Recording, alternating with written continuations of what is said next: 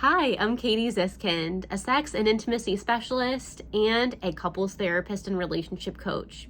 I specialize with couples who are stuck in a sexless marriage, want more frequent sex, are feeling sexually unwanted. Maybe you and your partner are stuck in a cycle of sexual avoidance, there's sexual rejection, sexual frustration, and you just want to feel closer and more connected and have a more meaningful bond. I would love to help you do so. You can learn about working with me at wisdomwithinct.com. That's wisdomwithinct.com. So if you're stuck in a cycle of sexual avoidance, you may be feeling frustrated. You might feel rejected by your partner when your partner pushes away your hand or turns out of a hug or pulls away or rushes out of the shower when you're trying to take a shower together. You may feel really alone. There might be a sense of sadness, grief, and loss related to less frequent sex than you would like. For many people, sex is a form of bonding, but sometimes the initiation of sex can be one-sided. You may wonder if you have a higher sex drive than your partner, or what has happened to this beautiful, passionate, playful physical connection that you once had. So if you're experiencing sexual avoidance or stuck in a sexual standoff where your partner always seems disinterested and like they could care less about kissing, cuddling, touching, or any form of affection, you're in the right place. You're not alone, and there is hope. So when you are struggling with sexual avoidance, there are many pieces to this pie. One piece of the pie is a sense of inner criticism. So if your partner is pushing away your sexual advances or saying, oh no, I don't want oral sex, or oh no, let's not shower together, let's not be naked together, let's not kiss, they may actually have a sense of inner criticism. They may be super, super anxious and self-conscious that their breath smells bad. Your partner may truly believe that the smell of their vulva, their smell of their penis, the odor of their body is going to turn you off. So their anxiety is really high that they actually then avoid sexual experiences. And this is often because a past sexual partner, probably not you, or it may be you, but a past experience was related to criticism. So you or another partner in their past criticized their body. Someone said, oh, your vagina smells bad, or oh, the taste of your cum is awful, or oh, like you smell really bad, you have bad body odor, or you are overweight, you should lose weight, or you're too skinny, you should gain weight, or there was criticism around your partner's body shape, size, smell in some way that then your partner has become very self-conscious and anxious about looking a certain way or smelling a certain way, and that anxiety becomes so high during one of your sexual advances that this makes your partner be flooded and overwhelmed with anxiety that they avoid sexual interactions altogether. So inner criticism and self-consciousness and a poor body image can be a reason why you may be stuck in a cycle of sexual avoidance. One thing that can be really helpful is if you really compliment your partner and offer a level of reassurance around their body smell, their vulva, penis smell, their look of their body, the shape of their body. It's really important to be over the top and affirming to your partner and compliment them. It's so often in our society we're told to change what we look like, buy this thing to smell better. And what we really don't get taught is that the genital area and cum and vaginal fluid and ejaculatory fluid all have an organic taste and smell. And so that's something that is very important to be normalized. Not going to smell like strawberries or Bath and Body Works or Febreze air freshener down there. It's going to smell organic and it's going to taste organic. So it's very important to use positive and affirming language regarding body smell and taste. Now, another reason why you and your partner may be stuck in a cycle of sexual avoidance is an emotional intimacy disconnection. This means that you and your partner might be stuck in conflict. There might be a series of traumas, grief events, or losses that have been swept under the rug and not properly dealt with. Another piece around this is learning how to use gentle, compassionate, and emotionally centered communication. So a lot of times we tell our partner, what we think they should be doing better, and that can come off as a criticism. Or we feel overwhelmed by, what others think of us, so we get in our own minds. And so a lot of times we're not actually relating on an emotionally intimate level. So in our sessions together, you can really start to communicate your deeper emotions. Sometimes underneath avoidance is a fear of being an inadequate partner, fear of being a failure, fear of disappointing your partner.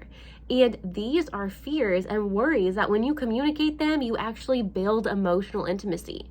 To say, hey, I'm really afraid of being rejected. That is vulnerability, and vulnerability is what builds intimacy, both emotionally and sexually. So instead of just putting that happy face on or making it look perfect from the outside, confide in your partner, tell your partner your deepest fears and your deepest worries, and that builds a sense of emotional connection, which then fuels and creates a safe environment for your sex life. Another reason why you and your partner may be stuck in a cycle of sexual disconnection, sexual avoidance, and why you might be feeling unwanted sexually is because there has not been enough sex-positive education for you and your partner growing up. A lot of times we grow up with shame and guilt and fear from being raised in a strict religious and conservative upbringing.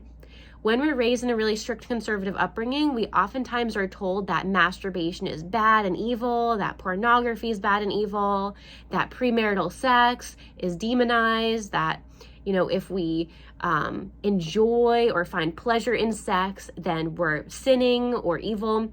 And a lot of times in a strict conservative religious upbringing, we're told that sex is only for the purpose of procreation. That if we are trying to have a baby, that's the only reason why we should have fun having sex or enjoy sex. And when you're raised in an abstinence-based culture or purity culture, we're often taught very stereotypical things around gender.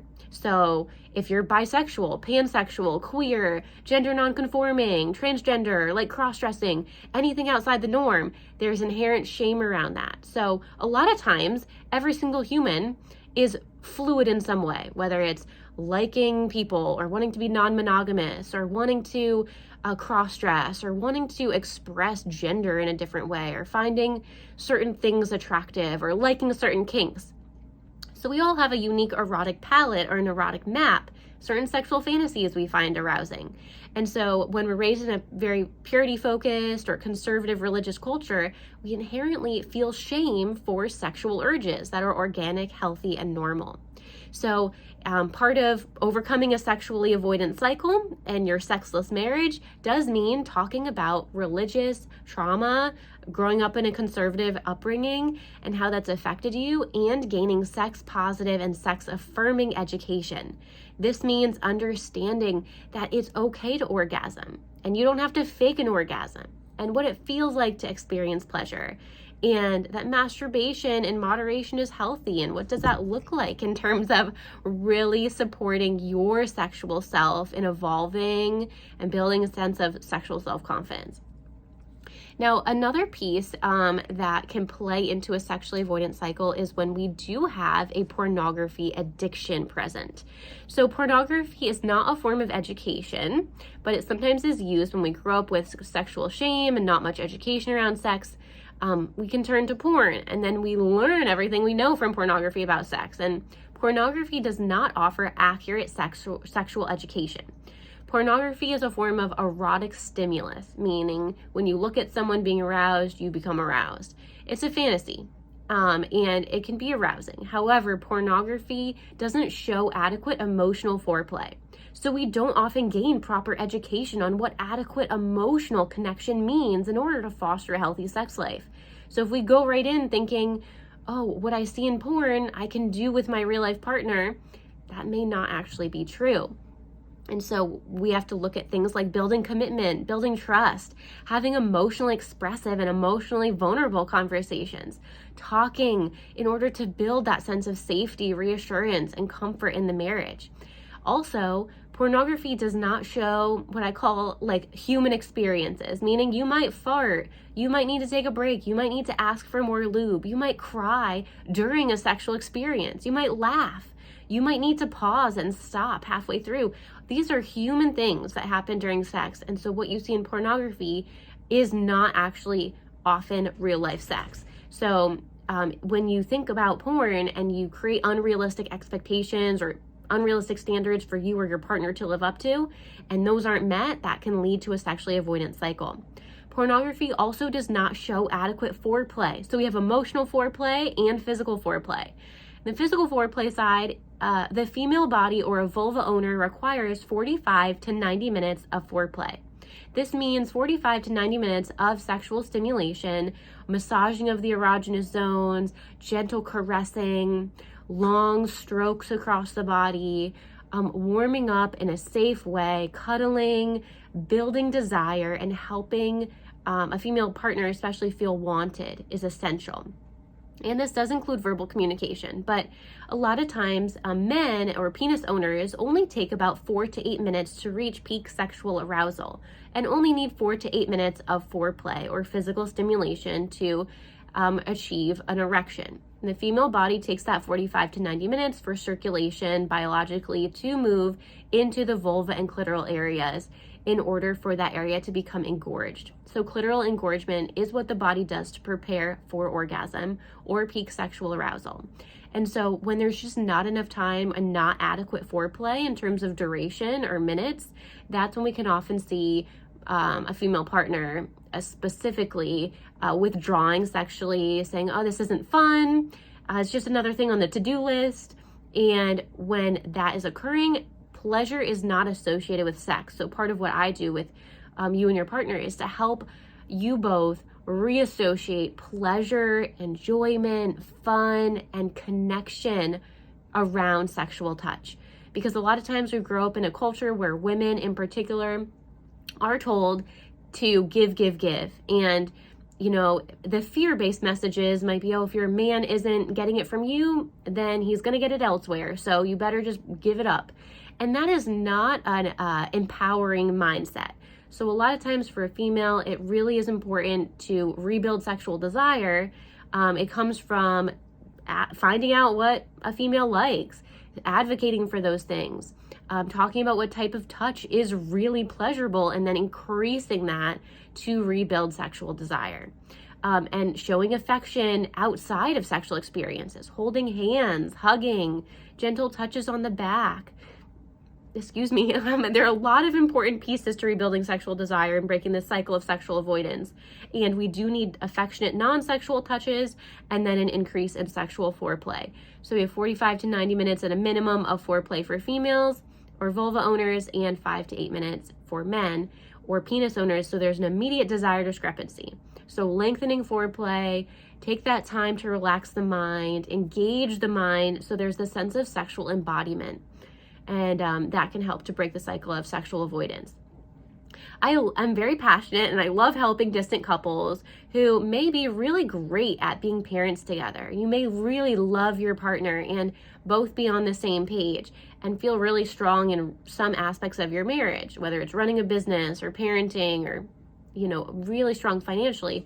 But when it comes to sexual and physical intimacy, that area is lacking. Sometimes it causes fights and conflicts. When you try to talk about sex, your partner might feel inadequate or like a disappointment or like they're the problem, and it gets really charged pretty quickly. So I give you a safe place to talk about sex, explore sexual expectations, boundaries, fantasies, and as a whole, rebuild sexual pleasure, enjoyment, and fun. Because that's what makes us want to do more of anything we enjoy, when it's fun, enjoyable, and pleasurable. And sometimes those things are hard to find when we're stressed out with life, dealing with trauma and loss.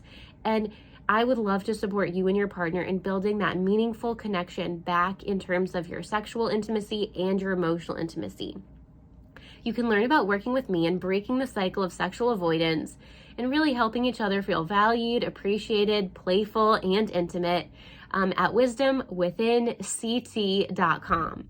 That's wisdomwithinct.com. I'm Katie Ziskind. I'm a licensed marriage and family therapist in multiple states. I'm a relationship coach. I'm a certified sex therapy informed professional, which means that I specialize in both emotional intimacy and sexual intimacy with the couples I see, whether that's dealing with a erectile dysfunction, pornography addiction, low sexual desire, painful vaginal intercourse. But there's so many aspects to our sexuality. Maybe you want to talk with your partner about fantasies and just, don't know how to incorporate a new sex toy. or there's something you've always wanted to try. There are wonderful things that we can talk about in the sex positive atmosphere of our sessions. So I'd love to work with you both and help you build a passionate, loving, healthy sex life and a strong and healthy couple bubble. That's wisdomwithinct.com.